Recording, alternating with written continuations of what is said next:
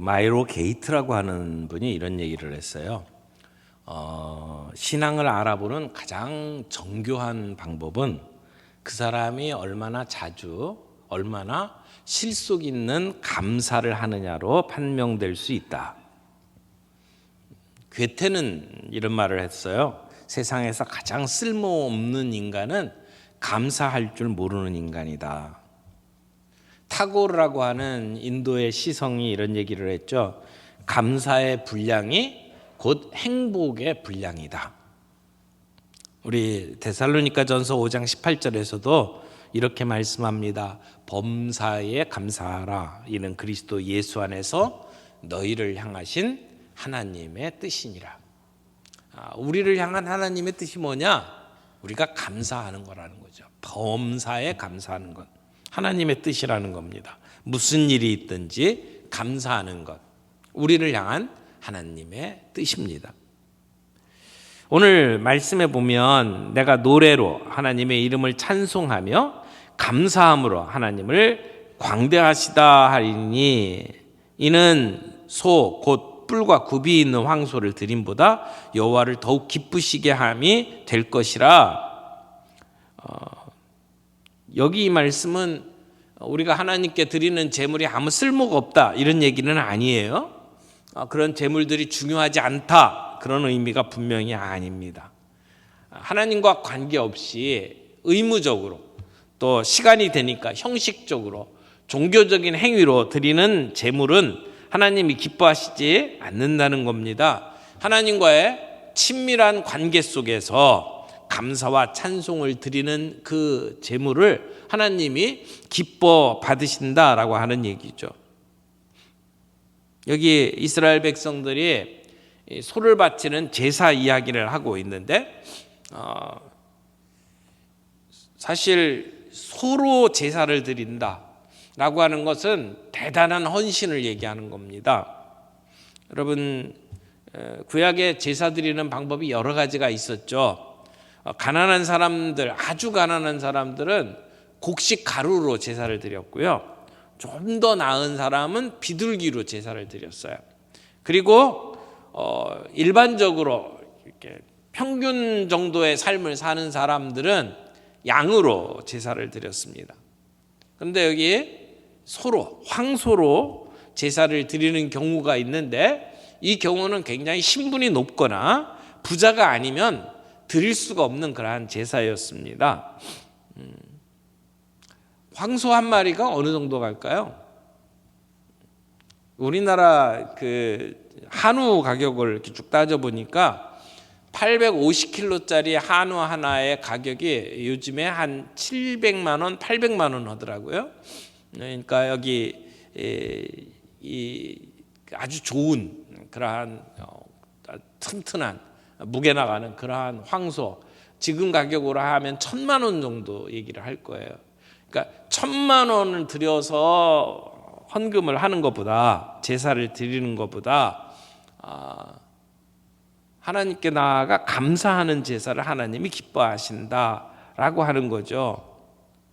지금처럼 목축업이 발달한 현대 사회에서도 솥값이 그 정도 간다면 다윗 왕이 살아있던 지금으로부터 한 3,000년 전의 시대의 솥값이 얼마나 귀했겠어요?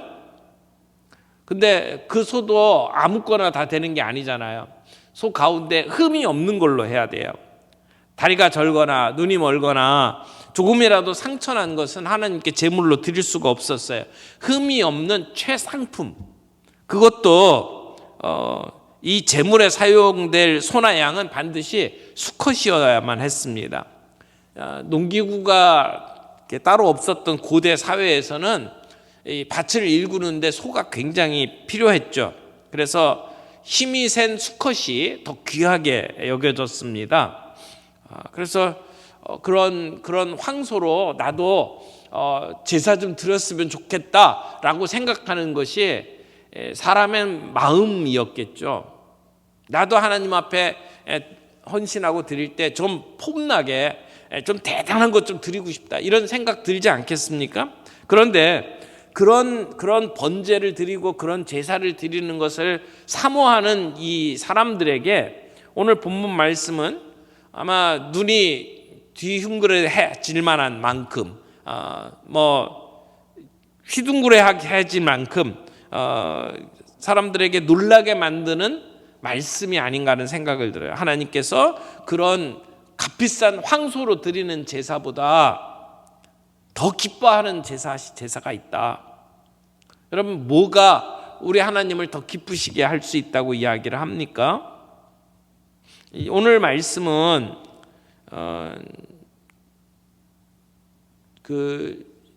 이 시편 오늘 69편이잖아요. 그런데 시편 34편도 똑같은 이야기를 하고 있어요. 시편 34편 1절에서도 내가 하나님께 이름을 찬송하며 감사함으로 하나님을 찬양한다라고 하는 내용이죠. 여러분, 무엇이 하나님을 정말 기쁘시게 하는 찬송일까요? 31절에 소 곧 뿔과 굽이 있는 황소를 드림보다, 이 얘기는 뿔이나 굽이나 상처가 없는 상하지 아니한 황소 이런 뜻이에요.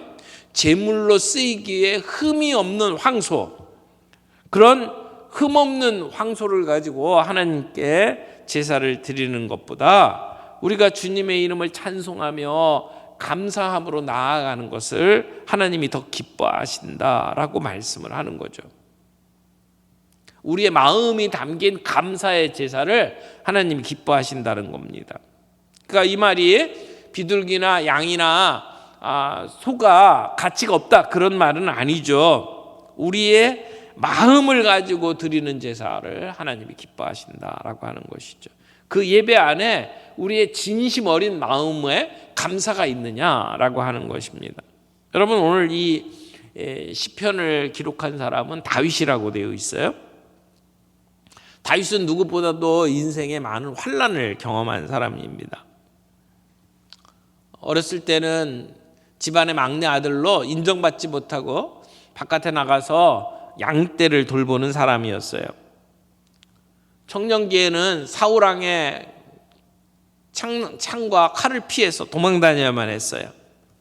왕이 된 이후에도 늘 전쟁에 나가야만 했고, 믿었던 사람의 배신을 경험하고 자기 아들로부터 쫓겨다니는 그러한 힘든 삶을 살았어요. 그런데 다윗은 그 무수한 어려움 속에서도 하나님을 찬양하는 삶을 늘 꾸준하게 살아왔습니다. 오늘 이 69장 시편 말씀을 보게 되면 앞부분의 내용은 자신을 괴롭게 했던 사람들을 향하여 하나님의 심판이 임하기를 기도하는 내용이에요. 그러니까 시편 전체적인 내용을 보면 36절 가운데 28절, 그러니까 적어도 80%의 내용이 자신이 처한 어려움에 대해서 호소하는 내용의 시입니다. 그런데 단순히 호소하는 정도가 아니고 어떻게 보면 거의 저주에 가까운 말을 퍼붓고 있는 그러한 시입니다. 그래서 어떤 사람은 하나님을 믿는 자가 어떻게 이렇게 잔인한 저주를 할 수 있느냐고 의문을 제기하기도 해요. 자기를 괴롭히는 사람들을 향해서 용서해야 되는 거 아니냐고 말을 합니다. 그러나 여기 앞부분에 나오는 이 이야기는 단순히 내 개인의 원한을 풀어달라라고 하는 그러한 시라기보다는 하나님께서 하나님의 공의를 무너뜨리는 사람들을 향해서 심판하셔야 되지 않겠느냐, 그래야 하나님의 영광이 온전히 드러나는 게 아니냐, 이런 노래를 하고 있는 거죠. 그런데 지금 이런 그 힘든 고백을 하는 상황 속에서도, 이런 고난을 경험하는 속에서도 다윗은 하나님을 찬양하고 감사하는 것이 무엇보다도 더 중요하다라고 이야기를 하는 거예요. 그만큼 찬양과 감사의 중요성을 다윗이 알고 있다는 얘기죠. 그러면 여러분, 우리의 삶 속에 정말 힘들고 어려운 순간에도 어떻게 우리는 그렇게 하나님을 찬양하고 감사할 수 있을까요? 어떻게 그 핍박 속에서도, 그 위기 속에서도 하나님의 이름을 찬송하고 감사함으로 하나님은 광대하시다라고 말할 수 있을까요? 다윗은 그 어려운 상황 속에서 아들이 자기의 목숨을 노리고 있는 그 절박한 상황 속에서, 그래서 신발도 못 신고 도망가는 그러한 상황 속에서도 다윗은 믿음의 눈을 가지고 하나님이 나를 구원하시리라 라고 하는 확신을 가지고 있었던 거죠. 그 확실한 믿음이 그로 하여금 아무리 힘들고 어려운 상황이라 할지라도 흔들림 없이 하나님을 찬양하고 하나님께 감사할 수 있었던 것입니다. 가장 힘들고 어려울 때 우리는 하나님 앞에 어떻게 나아가야 합니까? 지금 다윗의 결론은 결국 우리의 삶 속에 어렵고 힘든 일이 있을 때 우리는 찬양과 감사로 하나님 앞에 나아가 예배해야 된다는 얘기예요. 우리가 힘들고 어려울 때 우리의 결론이 뭐여야 돼요? 예배해야 된다는 겁니다. 힘들고 어려울 때 혼자서 이 구석방에 처박혀서 그냥 어두운 가운데 혼자 있는 것이 아니라 하나님 앞에 나와 예배하는 게 그게 정답이라는 겁니다. 팀 켈러 목사님은 오늘 이 본문을 가지고 이렇게 설교했어요. 슬픔을 낭비하지 말아라. 슬픔을 낭비하지 말아라. 여러분, 우리의 삶 속에 괴롭고 고통스러운 그러한 상황이 부닥치면 우리가 어떻게 합니까? 대부분의 사람들은 자기 연민, 그리고 두려움, 그리고 시기 질투에 빠져서 무릎을 꿇고 그리고는 어둠 속에 거한다는 겁니다. 우리에게 힘들고 어려운 일들은 모두 다 기존에 우리가 가지고 있는 세계관을 넘어서는 무언가를 받아들이기를 요구하고 있기 때문이라는 거예요. 하지만 다윗은 고난까지 아우르는 이러한 인생관을 가진 덕분 때문에 그런 감정과 그런 의식에 빠지지 않았다는 것입니다. 도리어 하나님을 영화롭게 하는데 자신의 역경을 사용했다라고 말할 수 있습니다. 그러니까 하나님께 드리는 감사와 찬양은 우리가 어려운 일을 막다트릴 때마다 우리에게 엄습해오는 두려움 또는 자기 혼자 모든 문제를 끌어안고 주저앉는 것을 막아주는 해독제라고 말할 수가 있어요. 그러면 우리는 하나님을 높이게 되고 뿐만 아니라 우리 옆에 있는 사람들을 격려하게 된다. 여러분, 고난을 당할 때에 내 속으로 그냥 빨려 들어가지 않기를 바랍니다. 나 혼자서 그 끙끙 앓고 그것 나 혼자서 품고 무너지지 않기를 바랍니다. 오히려 우리의 시선을 밖을 향해서 내다보면서 하나님을 찬양하고 그리고 우리 주변에 나보다 형편이 좋지 못한 사람들을 바라볼 수 있는 시선이 있기를 바랍니다. 여러분, 우리가 무엇으로 하나님을 기쁘시게 합니까? 다윗처럼 감사의 제사로 하나님께 나아갈 수 있는 저와 여러분들이 되기를 바랍니다. 그러면 하나님은 슬퍼하시는 자에게 화관을 주시고 근심 대신 기쁨의 기름을 부어주시고 슬픔 대신 찬송의 옷을 우리에게 주시는 그러한 하나님을 만나게 될 겁니다. 내가 여호와를 항상 송축하며 내 입술로 항상 주를 찬양하리이다. 이 다윗의 고백이 저와 여러분들의 고백이 되기를 바랍니다. 이 찬송한다라고 하는 말은 자랑한다 그런 말이에요. 그러니까 곡조를 붙여가지고 목소리를 막 꾀꼬리처럼 노래하는 것만을 이야기하는 게 아니라 자식이 우리 아버지 정말 좋은 분이야 이러면서 자랑하는 것처럼 우리 하나님의 이름을 높이며 자랑하는 것, 자부심을 가지고 하나님을 이야기하는 것, 이게 찬양입니다. 찬송입니다. 그러니까 내가 믿지 아니하는 사람들 앞에서 당당하게 우리 하나님의 이름을 자랑스럽게 이야기를 한다면 그게 찬송이라는 겁니다. 그런 진리의 빛을 세상 앞에 비추는 것이 찬송이라는 겁니다. 십자가에 달려 죽으신 그 예수 그리스도를 증거하는 것이 찬송이라는 겁니다. 우리가 입술로도 찬송할 수 있지만 행동으로도 찬송할 수 있어야 합니다. 우리가 찬양대에 앉아서 정말 꾀꼬리 같은 목소리로 찬양할 수 있고, 우리가 찬양 시간에 함께 앉아서 우리의 목소리로 찬양할 수 있지만, 하나님이 기뻐하시는 진정한 찬양은 우리의 목소리뿐만 아니라 사실은 우리의 삶으로, 행동으로 함께 하나님을 높이는 일이라고 믿습니다. 우리가 이 세상에서 거룩하게 사는 것이 찬송입니다. 구원받은 우리가 이 세상에서 빛과 소금의 역할을 감당하는 것이 찬송이고 하나님을 기쁘시게 해드리는 일이라고 오늘 말씀은 이야기합니다. 그래서 우리는 입술로 하나님을 자랑하며 우리의 행동으로 하나님을 찬양하는 것이 필요하다는 거죠.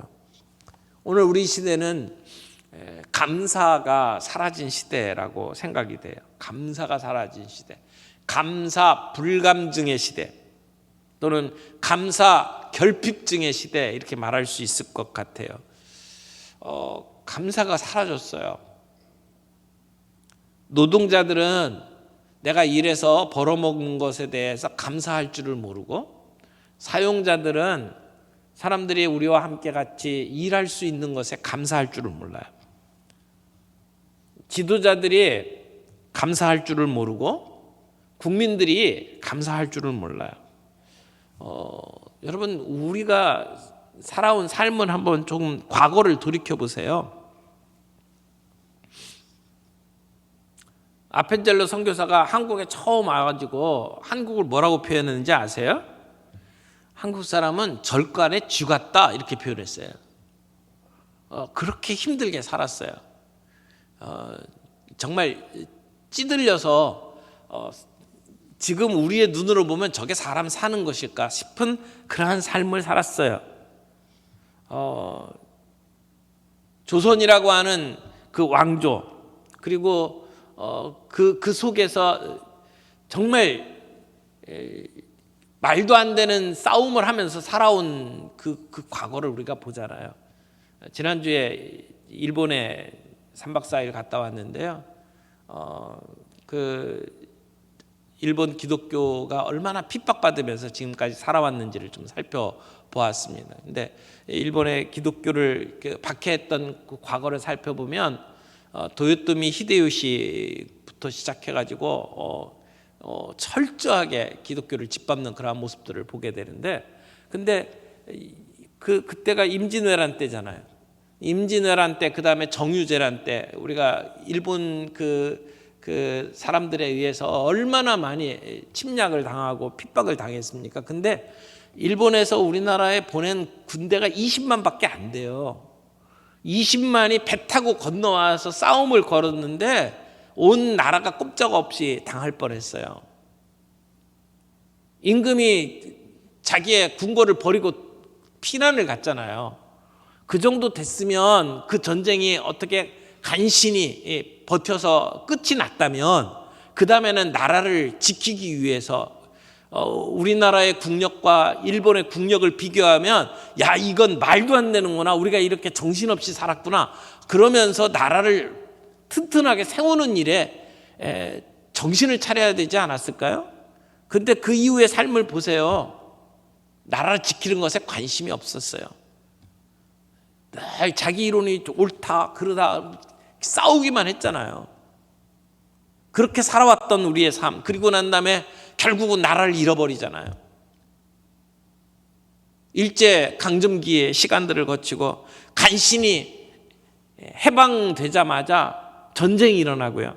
그래서 얼마나 많은 사람들이 굶어 죽었습니까? 보릿고개 때문에 얼마나 힘들어했나요?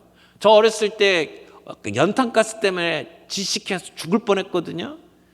그래갖고는 깨어나가지고는 동치미 국물 먹으면서, 그러면서 뭐 정신 차려라 막 그랬던 시절이 있었잖아요. 많은 사람들이 그 시간들을 보내왔잖아요. 그게 불과 30년 전의 일이에요. 40년 전의 일이고, 거기에 비해서 지금 우리가 살아가는 삶이 얼마나 부유해졌나요? 자원도 없어요. 기술도 없어요. 그런 나라가 지금은 선진국 대열에 끼어가지고 그래서 세계 몇 등 뭐 이런 얘기들을 하면서 살아가고 있지 않나요? 그런데도 우리는 우리의 입에서 늘 불평이에요. 얼마나 많은 불평들만 하는지 감사가 별로 없어요. 여러분 해외 여행을 하다 보면은요, 우리나라만큼 깨끗한 나라 없고요, 우리나라만큼 질서 있는 나라 없고요, 우리나라만큼 잘 먹고 잘 사는 나라가 없어요. 일본 사람들이, 국민들이 먹고 사는 것보다 우리가 훨씬 잘 먹고 잘 살아요. 나라는 돈이 더 부족한지 모르지만 먹고 사는 건 우리가 훨씬 더 잘 살아요. 그런데도 우리는 늘 불평하고 있어요.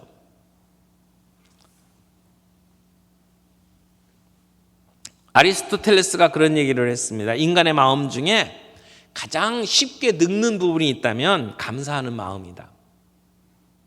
감사하는 마음이 가장 쉽게 늙는다, 이런 얘기를 하죠.